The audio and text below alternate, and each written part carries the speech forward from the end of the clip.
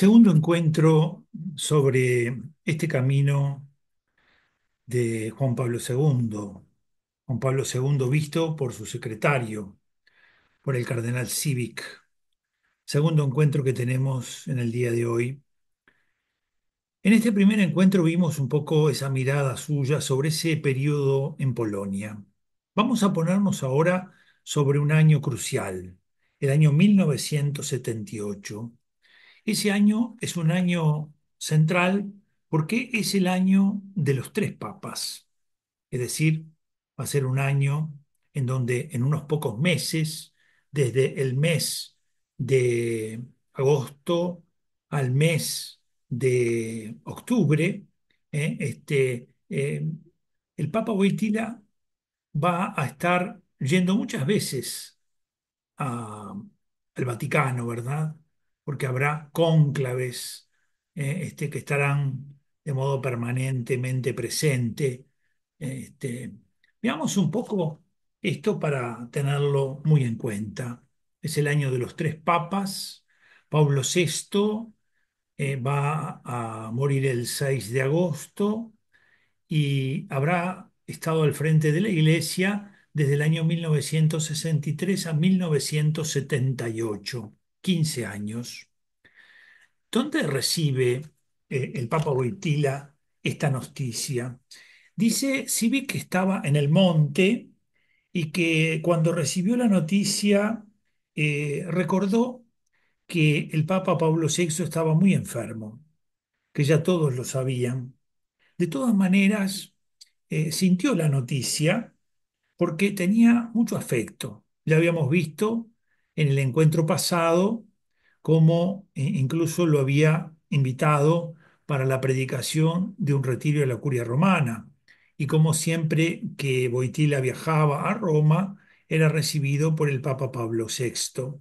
De manera que, digamos, en este periodo, como en todos, el Papa Pablo VI ha fallecido y son convocados los cardenales para el cónclave. Wojtyla nunca se pregunta por el sucesor, sino que permanentemente dice el Espíritu Santo lo decidirá. Lo observaba desde la fe, dice el cardenal Civic. Era un hombre creyente, un hombre de fe. Por lo tanto, viajó a Roma como era necesario. ¿Qué es lo que hace allí en Roma en ese año, en 1978, después del fallecimiento de Pablo VI? Al llegar, invita a cenar a Albino Luciani.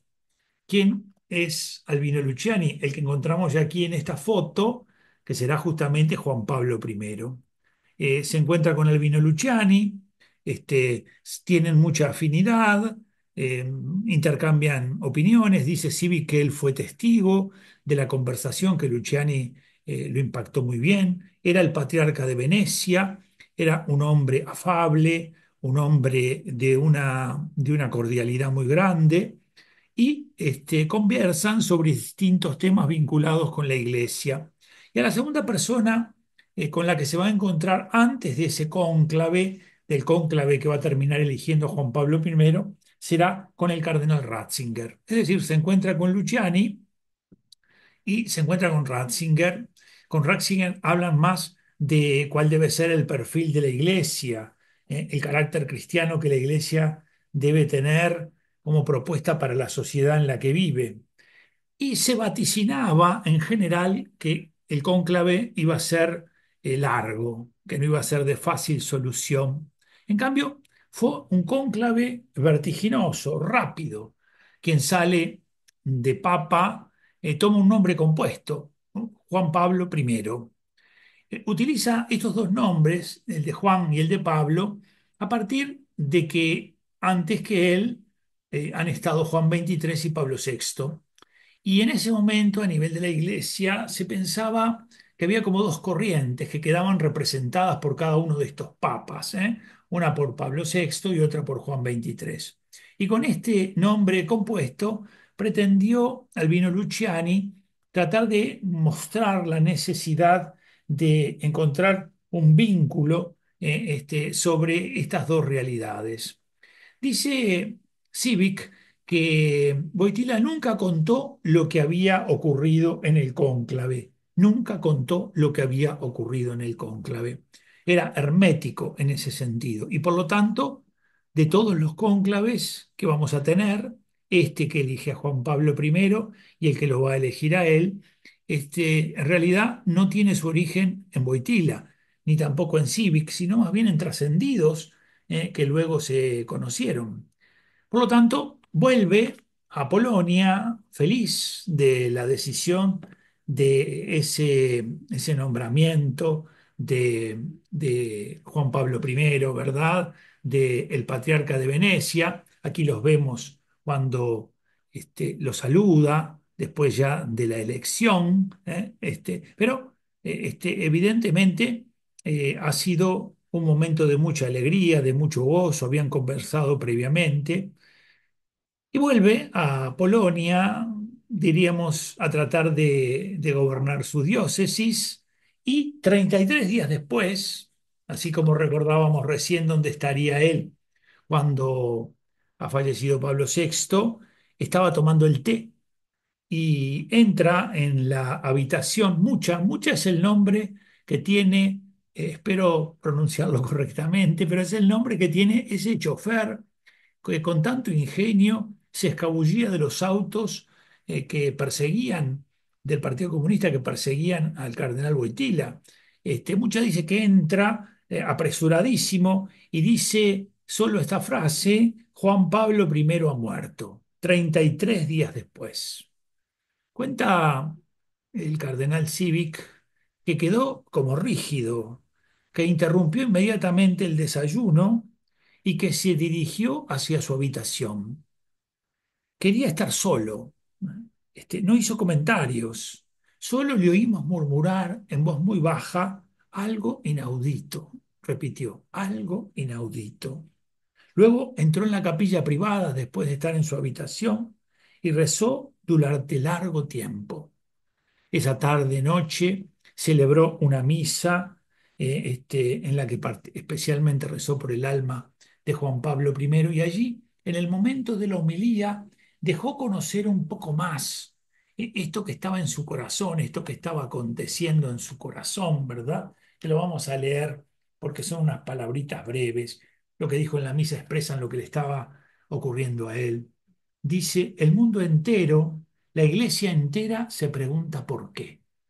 Esto es lo que él también en ese momento se preguntaba. No sabemos qué significa para esta muerte para la cátedra de Pedro.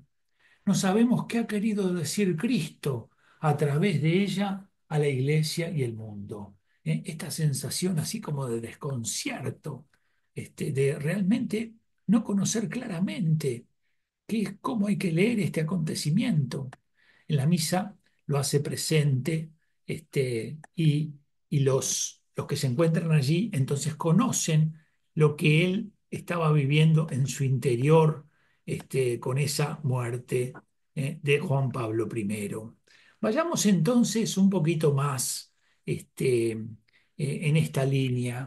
Tiene que viajar nuevamente. Hay otro cónclave. Tiene que ir hacia Roma. ¿Qué hacen las autoridades del gobierno comunista? Le retiran el pasaporte que tiene diplomático, se lo retiran y le dicen que a la vuelta ya van a hablar. Permanece solamente con ese pasaporte de turista y con él es con el pasaporte que viaja. Diríamos que hay que definir claramente dos momentos que yo he tratado de presentarlos de esta manera. No es que lo diga Civic de esta forma, pero yo quise como tratar de presentarlo para ustedes. Él tiene en el comienzo una cierta sensación que lo ha como sobrecogido porque nota que en el horizonte de esta elección ha comenzado a circular su nombre. Y esto lo ha sacudido y lo ha puesto seguramente con preguntas. Podríamos decir que se siente, ¿verdad? Como alguien que ve algo allí delante de él que está ocurriendo que lo sorprende, este, y que poco a poco va pasando a la fase de la aceptación de la voluntad de Dios. ¿No? Es decir, en ese momento inicial, un tanto de sorpresa, las cosas se manejan por varios lados. Hay un cardenal, el cardenal de Viena, Koning, que ha comenzado a hablar mucho de él. Es alguien que da a entender, diríamos, sobre las virtudes de Wojtyla, ¿no? Habla sobre eso, lo repite muchas veces, eh, y tiene mucho predicamento, tiene mucha influencia, de manera que ha empezado a sobrevolar su nombre allí en ese entorno. Incluso desconocemos, porque Civic no cuenta nada, si algo más ocurrió, pero en ese colegio en el que se hospedaba habitualmente, el Colegio Aventino, él, el día que sale para el cónclave, se despide de todas las personas que estaban allí habitualmente y con las que él compartía momentos. Se despide de cada uno de ellos. Incluso en la dirección que tienen que tomar del cónclave, le pide que pase por el hospital Gemelli porque se encuentra allí internado un conocido de él, que él entiende ese sufrimiento de su amigo tiene algo de vínculo con lo que está aconteciendo. De manera que esto comienza a suceder allí en ese entorno, hasta que entran en el cónclave. Por Goitila no hubo detalles. Civic tampoco, es más, dice que no pudo enterarse nada de lo que había pasado. Pero ¿cuáles son los trascendidos que por otros lados aparecieron y qué es lo que nosotros vamos a poner aquí para seguir adelante? Aparecen dos candidatos, el cardenal Siri y el cardenal Benelli. ¿Cómo se da esto de la elección, verdad? Yo aquí te hice un pequeño raconto. ¿Cómo se elegía inicialmente? Por aclamación. El pueblo, los clérigos, elegían por aclamación hasta el año 1000. Hasta ese periodo de la historia se elegían por aclamación. En el 1059 se crea el colegio cardenalicio, el colegio de cardenales. Eran muy poquitos los cardenales inicialmente y también tenían muchas dificultades para viajar. Y en el año 1179, en Letrán, se pone,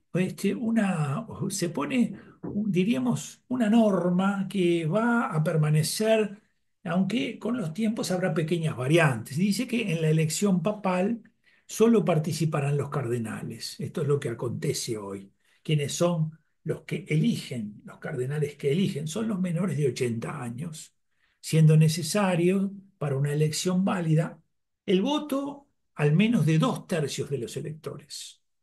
Dos tercios de los electores son los votos que se necesitan en este sentido.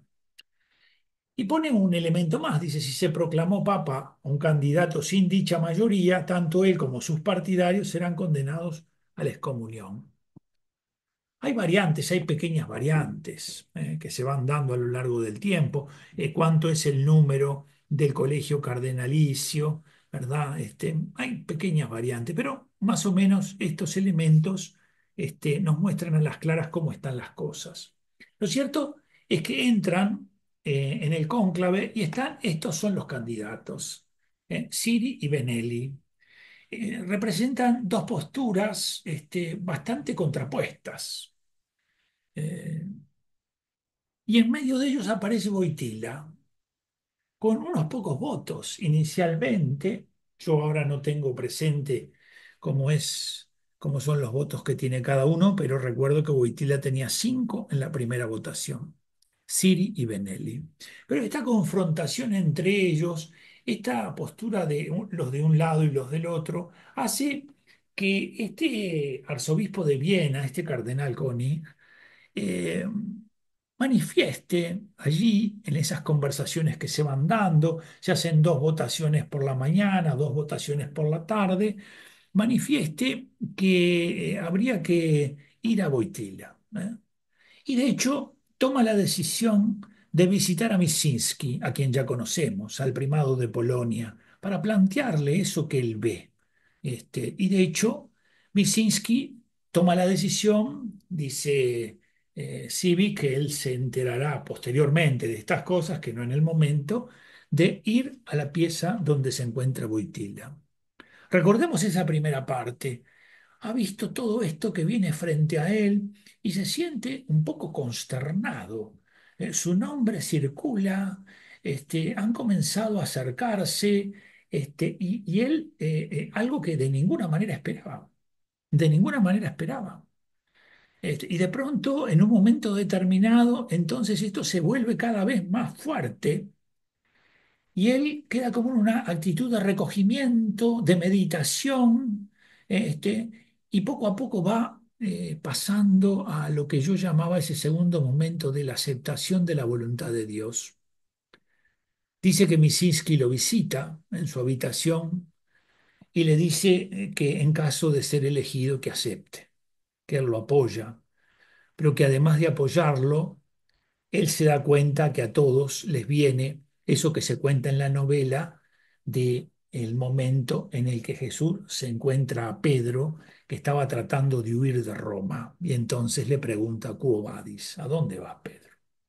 De manera que esa tentación de querer huir, que todos la tienen, dice el cardenal Wyszynski, puede aparecer en el horizonte, pero hay que aceptar esto que el Señor nos pide. Y entonces entra en el cónclave, entra nuevamente en el cónclave de la tarde. Ya se habían realizado varios encuentros para la elección, entra en el cónclave de la tarde, pero ya entra muy pacífico, ha cambiado. Esa inquietud inicial, que no es inquietud, pero es como cuando uno está frente a una realidad que no esperaba y que lo sorprende y que lo llena de interrogantes y que lo sume en su interior para tratar de ir buscando claramente cuál es el camino que Dios quiere. En cambio, ya cuando vuelve, en este momento ya se han realizado varias votaciones, él va a salir elegido en la octava votación, él ya está pacífico y ha tenido ese momento de conversación con el cardenal Wyszynski, y entonces viene a la Capilla Sixtina. Allí, un cardenal muy amigo de él se va a acercar y en voz baja le va a decir, el Señor está aquí y te llama. Es decir, todo va en la misma dirección. En la segunda votación de la tarde, eh, o 97 o 99 votos, eh, es elegido Papa Karol Wojtyla. Se le pregunta al Papa si acepta allí, en medio de los cardenales, y él tiene que dar una respuesta.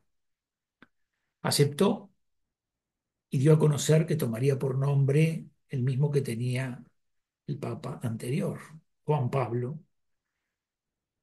Después conoce Civic que esto fue una sugerencia de Misinski, que le dijo que en memoria del pontífice difunto y, y en respeto al pueblo italiano que tanto quería a, al Papa Juan Pablo I, que decida tomar el nombre de él y así entonces lo hace.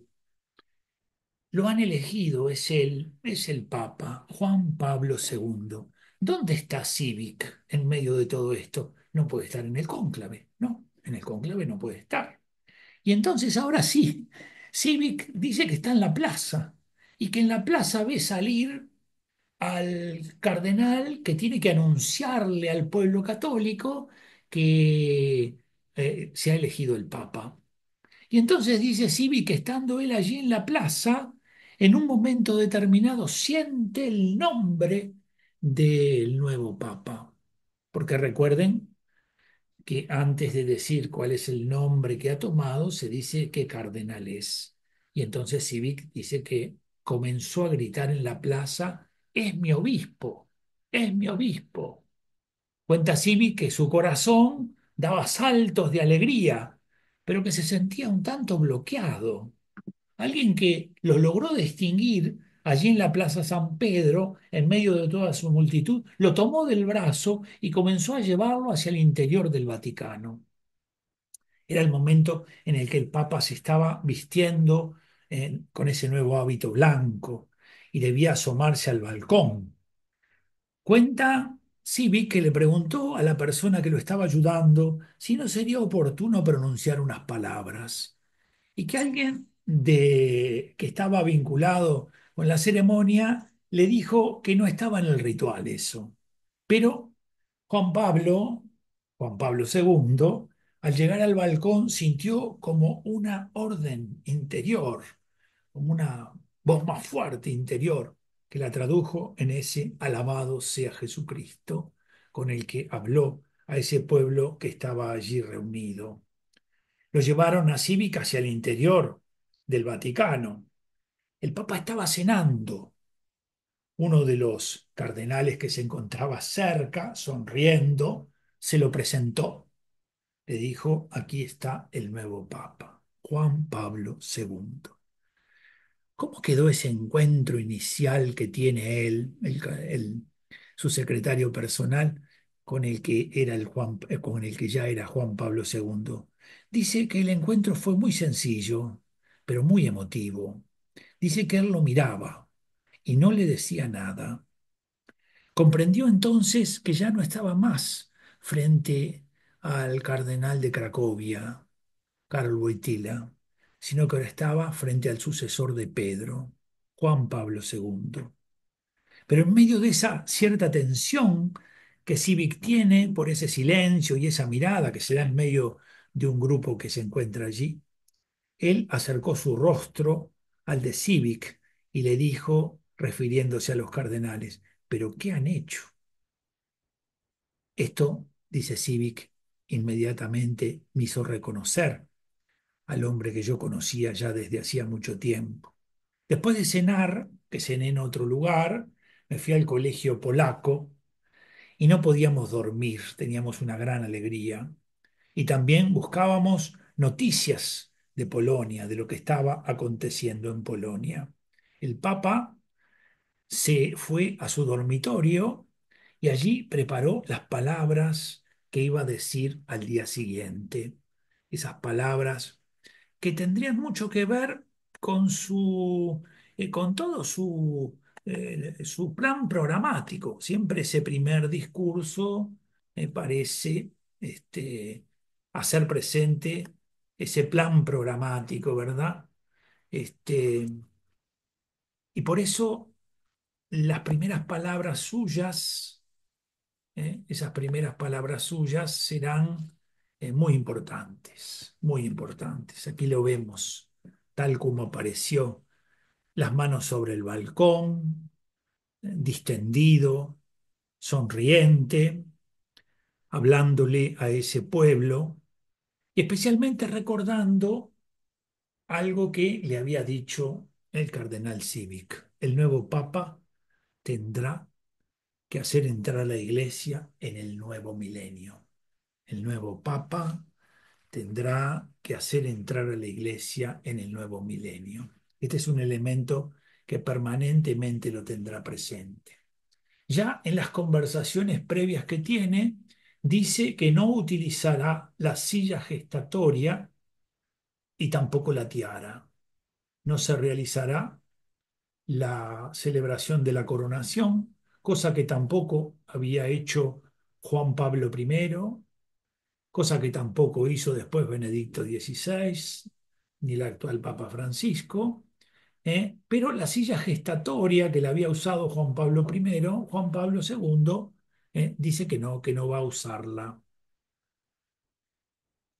Estamos evidentemente frente a un hombre muy carismático. Esas primeras palabras que dirige son como una síntesis de lo que es su espíritu, de lo que es su pensamiento, de lo que es su programa. Él allí va a decir, no tengan miedo, no tengan miedo, abran las puertas a Cristo. Y esta es una invitación no solo para los católicos, sino para que todos los hombres superen la tentación de rechazar a Dios en nombre de la libertad propia. Es decir, de la propia, ¿verdad? Autonomía, de pensar que Dios es un peligro en la medida en que interviene, en que entra en la vida de los hombres. Todo se encontraba sintetizado allí, en esas palabras que redactó en polaco y que las tradujeron al italiano. Después le leyó en italiano esto a un secretario que lo ayudaba para ver cómo era la pronunciación. La escribió prácticamente de un tirón, ese discurso inicial, con muy pocas correcciones, de manera que era una cosa que tenía muy clara, que sabía perfectamente qué era lo que quería y hacia dónde debía ir. Tratemos de ver entonces cómo es la jornada de un papa. ¿Cómo es la jornada de un papa? Sintetizamos en estas cuatro expresiones: oración, reuniones, trabajo y descanso. Diríamos que tiene un dormitorio y un estudio, pero no son piezas distintas, sino que hay como un biombo que divide una cosa de la otra. Es todo muy sencillo, muy apropiado para él, que es indiferente a las comodidades. Porque no olvidemos que este es un hombre que viene de la guerra y que había aprendido mucho en la guerra. Incluso, dice Civic, vivía pobremente sin esfuerzos. O sea que no tenía que hacer un gran esfuerzo para vivir pobremente. A las 5:30 se levantaba y entonces comenzaba una jornada que, cuando lo tenía ya pronto, lo hacía dirigirse a la capilla, en donde realizaba la adoración. Le gustaba mucho cantar el momento de la adoración, las laudes y la meditación. Era un tiempo importante que dedicaba a esto. Y a eso de las 7, cuando ya había terminado estos momentos del comienzo de la jornada, celebraba la misa. Lo hacía allí en la capilla privada. La capilla privada admitía un máximo de 50 personas. Él siempre trataba de invitar gente, de que hubiera gente en esa celebración, porque entendía que el hecho de que estuviera el Papa, que estuvieran sacerdotes, que estuvieran obispos, que podían concelebrar con él, y que estuviera el pueblo, era como la iglesia toda allí, ¿verdad? Y que había mucha gracia del Señor en esas realidades. Lo que acontecía era que, cuando las personas que eran invitadas llegaban hasta el lugar donde se celebraba la misa, habitualmente lo encontraban de rodillas con los ojos cerrados. ¿Se acuerdan que decíamos que él tenía una preparación muy especial para la misa? Si había sacerdotes, obispos, concelebraban, pero había además un elemento muy importante en ese entorno, que era un cajoncito en el reclinatorio, que tenía un sinnúmero de súplicas que le llegaban, de personas que le escribían manifestándole las intenciones por las que le pedían que rezara: cartas de enfermos, cartas de familiares en crisis, cartas de parejas que no podían tener hijos. Todo eso estaba en ese pequeño cajón del reclinatorio, donde él iba guardando, para no olvidar que tenía que tener presentes esas oraciones que le habían pedido. Luego del desayuno, que era frugal, rápido, sin mucha cosa, venía el momento de las audiencias generales. Este era un momento en el que él recibía a presidentes, a personajes de la cultura, a hombres que querían presentarle problemas. Solo el miércoles tenía una audiencia general. Los demás días recibía gente en esto que eran como visitas privadas. Inicialmente no ponía tiempo a estas visitas privadas, los atendía, los escuchaba atentamente. Incluso a veces eran las 2:30 de la tarde, y lo seguía escuchando. No había respetado la hora del almuerzo, porque tenía como una vocación por decir que la gente debía ser escuchada. Con el tiempo, y a partir del atentado y de las enfermedades que comienza a padecer, esto sufre algunas modificaciones. Es necesario concretar más estos encuentros de la mañana, esas visitas privadas. Luego de eso venía el almuerzo, en el que siempre había invitados, es decir, siempre almorzaba con otras personas, con las que también aprovechaba estos almuerzos para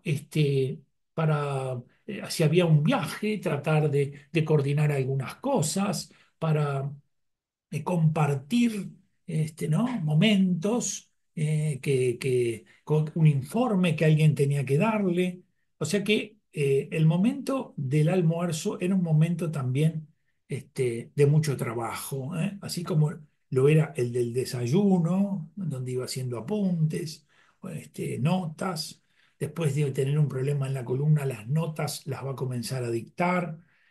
Pero siempre todos los momentos eran aprovechables, porque era muy meticuloso y buscaba aprovechar al máximo, pero este, esto también suponía un gran cansancio. Al final llegaba el momento del almuerzo y el descanso. Con el tiempo también este momento fue modificándose frente a los problemas de salud que tenía. Tuvo que extenderse un poco más. Y luego del descanso venían las audiencias vespertinas, así como tenía las visitas, esas previas al almuerzo, después del almuerzo y del descanso, tenía encuentros con los más cercanos, ¿eh? Se encontraba con el secretario de Estado, se encontraba con alguien de la curia, se encontraba, es decir, tenía reuniones ya en un ámbito más íntimo, más reservado. Y ya prácticamente esto lo llevaba cerca de la cena.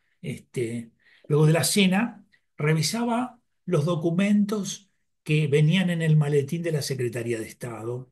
Habían papeles, habían consultas. Luego leía, tenía un ratito de lectura y el día concluía con su ida a la capilla nuevamente para hacer la oración final, para la oración final del día. ¿Cómo volvía de la capilla? Llegaba a su habitación y todos los días, desde su ventana, miraba Roma, miraba la ciudad eterna. ¿Y qué era lo que hacía al mirar la ciudad eterna? La bendecía. Allí desde su habitación impartía una bendición con una oración. ¿Cómo se podía vivir este ritmo para un hombre que estaba acostumbrado, diríamos, a una vida más tranquila? Aunque tenía también su ritmo como cardenal de Cracovia, pero había mucho menos movimiento frente a estas realidades. Bueno, el cardenal, eh, su secretario, el cardenal Civic, el actual cardenal Civic, ¿verdad? Nos cuenta algo que hacían con el grupo de polacos, es decir, esos hombres que eran muy amigos de él y en los cuales él tenía mucha confianza, y que sabían que él necesitaba tener algunos momentos para poder respirar un poco, para poder vivir más tranquilamente determinadas realidades. Ellos van a contar una experiencia muy increíble. Ellos van a contar lo que hicieron, es decir, lo que le terminaron planteando a Juan Pablo II y que él aceptó. ¿Qué es lo que van a vivir? Dice, viendo esta tensión permanente, entonces ese grupo de sacerdotes polacos, entre los que constaba Civic, eh, decidieron plantearle el tener una aventura vinculada con la ida hacia las montañas, hacia algún lugar que le permitiera a él distenderse. Y entonces eh, van a contar esto, que lo vamos a leer ahora, que es muy interesante, de lo que ellos vivieron, ¿verdad? Dice, fueron más de un centenar, fíjense lo que dice, lo voy a leer textualmente del libro, fueron más de un centenar las expediciones, casi todas al Abruzzo, a una región italiana. Y al principio nadie sabía nada, ni en el Vaticano, ni en la prensa. La primera vez fue casi una fuga. Hacía tiempo que deseábamos, la primera vez va a ser en el año 81, 3 años ya lleva allí como papa. Deseábamos que el Santo Padre pudiese no solo volver a esquiar, sino a zambullirse en la vida cotidiana de la gente. Así que nos decidimos a intentarlo. No recuerdo de quién partió la idea, pero probablemente fue una iniciativa colectiva surgida durante el almuerzo. En cualquier caso, la localidad elegida fue Ovindoli. Fue sugerida por Tadeusz, uno de los polacos colaboradores, que conocía bien la zona porque iba allí a esquiar. Por seguridad, 2 o 3 días antes, él y otro ayudante fueron a recorrer el lugar, fueron a observar el terreno para evitar imprevistos. Si no recuerdo mal, dice Civic, fue el 2 de enero de 1981, la primera de las 100 salidas que hicieron. Salimos hacia las 9, dice, en el coche de don Joseph, para no llamar la atención a la salida del Palacio Castel Gandolfo, la casa de veraneo de los papas, donde estaba situada la Guardia Suiza. Don Joseph conducía. En el asiento del copiloto iba Tadeusz, que fingía leer un periódico que llevaba abierto completamente para ocultar al Santo Padre que iba centrado detrás de él a mi lado. Don Joseph conducía con mucho cuidado, respetando los límites de velocidad, aminorando ante pasos de cebra. No queríamos ni pensar en lo que podría ocurrir en caso de un accidente o si se rompía el coche. Cruzamos varios pueblos. El Papa a través del cristal de la ventanilla pudo disfrutar observando escenas de la vida cotidiana. Cuando llegamos nos detuvimos en las afueras, cerca de una de las pistas, pero en un lugar donde no había prácticamente nadie. Y allí comenzó aquella jornada maravillosa, inolvidable. Las montañas alrededor, toda la naturaleza cubierta de blanco, aquel gran silencio que te permitía concentrarte y rezar. El Santo Padre logró hasta esquiar. Estaba feliz con el regalo que le habíamos hecho. Ya de regreso nos dijo sonriendo, al final lo hemos conseguido. Y en los días siguientes continuó dándonos las gracias y recordando los mejores momentos vividos en aquella expedición. Para las siguientes excursiones volvimos a elegir lugares solitarios, pero en alguna estación de esquí era imposible evitar a la gente. Y además, ¿qué más daba? El Santo Padre se portaba como cualquier otro esquiador. Iba vestido como todos, llevaba mono, gorro, gafas oscuras, hacía la cola como todo el mundo, aunque con precaución uno de nosotros se ponía delante y el otro detrás, y enseñaba el forfait para usar los remontes. Parecerá increíble, pero nadie lo reconocía. ¿Quién iba a imaginarse a un papa esquiando? Uno de los primeros en reconocerlo fue un niño de apenas 10 años. Ya era tarde y don Joseph y yo nos habíamos adelantado. Don Joseph ya había finalizado el descenso. Se había detenido al pie de la bajada para aguardar al Papa. Justo en ese instante, más abajo, acababa de pasar un grupo de esquiadores. A poco apareció aquel niño, jadeante, angustiado. Era evidente que se había quedado rezagado. ¿Los han visto?, nos preguntó, y mientras don Tadeusz le indicaba por dónde se había ido el grupo, se volvió a mirar al Santo Padre que acababa de llegar en ese preciso instante. Se quedó boquiabierto, con los ojos como si fueran dos platos, y comenzó a gritar, ¡El Papa! ¡El Papa! Y don Tadeusz le dijo, ¿cómo vas a decir eso? Por favor, sigue por ahí. Date prisa, ve a alcanzar a tus compañeros, mira que te vas a perder. El niño desapareció siguiendo a su grupo. Nosotros apenas estuvimos todos, nos apresuramos al subir al coche y nos fuimos a Roma. Más tarde, cuando todo el mundo supo que el Papa esquiaba, y que podía encontrárselo en cualquier pista, pensamos que era mejor dejarnos acompañar oficialmente por los servicios de vigilancia. Seguíamos acudiendo de todas formas a lugares poco concurridos. A veces nos quedábamos en la montaña hasta la entrada a la noche. Encendíamos el fuego, preparábamos algo de cena, charlábamos y terminábamos cantando todos juntos.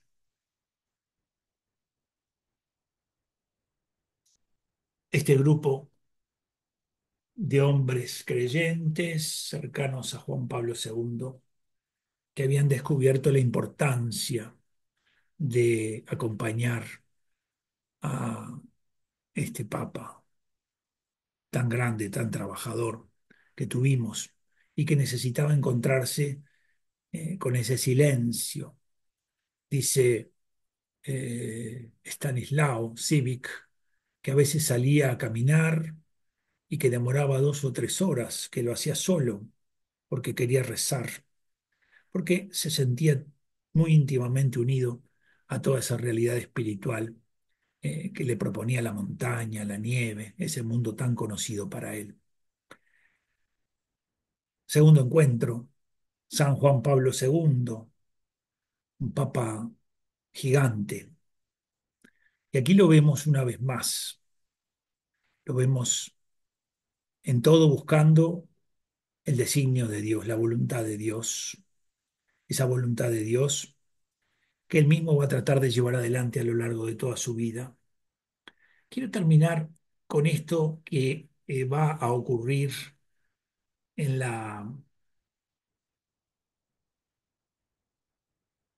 en ese primer documento que vamos a conocer, que se va a llamar El Redentor del Hombre. Aquí ven que hay una parte del Redentor del Hombre. ¿Qué es lo importante? Cómo él plasmó eso que Civic le dice cuando lo va a visitar. El nuevo Papa tendrá que introducir a la Iglesia en el nuevo milenio. Y entonces esto se graba en él profundamente. Dice en esa primera encíclica que va a dar a luz, Dios me ha confiado por misterioso designio el servicio universal vinculado con la cátedra de Pedro en Roma, y está ya muy cercano el año 2000. Y entonces él dice algo que para mí lo fue en aquel momento cuando lo leí y lo es siempre cuando vuelvo a leerlo. Es la mirada profunda de un hombre de fe. Dice él, es difícil decir en estos momentos lo que en ese año indicará en el cuadrante de la historia humana, cómo será para cada pueblo, nación, país, continente, por más que desde ahora se trate de prever algunos acontecimientos. Dice el Papa, no sé qué va a pasar en el año 2000. No tengo idea cómo se encontrará la historia humana, cómo se encontrará cada pueblo, cómo se encontrará cada nación, cómo se encontrará cada continente. No tengo idea de eso. Y a continuación dice, para la iglesia, para el pueblo de Dios que se ha extendido hasta los más lejanos confines de la tierra, aquel año será el año de un gran jubileo. Nosotros vamos a elevar nuestro corazón a Dios, porque no habrá nada en el mundo que pueda acontecer que nos pueda impedir elevar nuestro corazón a Dios por la obra salvífica. Hoy entre nosotros el mundo aparece convulsionado, pero este mundo convulsionado no pone en cuestión que volvemos a la casa del Padre. Este mundo convulsionado, que parece que se lo reparten los que tienen más poder, no pone en cuestión que la obra salvífica de Cristo que se ha realizado deja en nuestro corazón la paz de saber que el destino de toda la humanidad está en las manos del Padre. Si Dios quiere, nos volveremos a encontrar para una nueva entrega, San Juan Pablo II, visto por su secretario. Que el Señor te bendiga y que la intercesión de San Juan Pablo II te ayude a vivir la fe y que puedas siempre dar gracias a Dios por este don que es la fe. Y yo te bendigo en el nombre del Padre, del Hijo y del Espíritu Santo. Amén.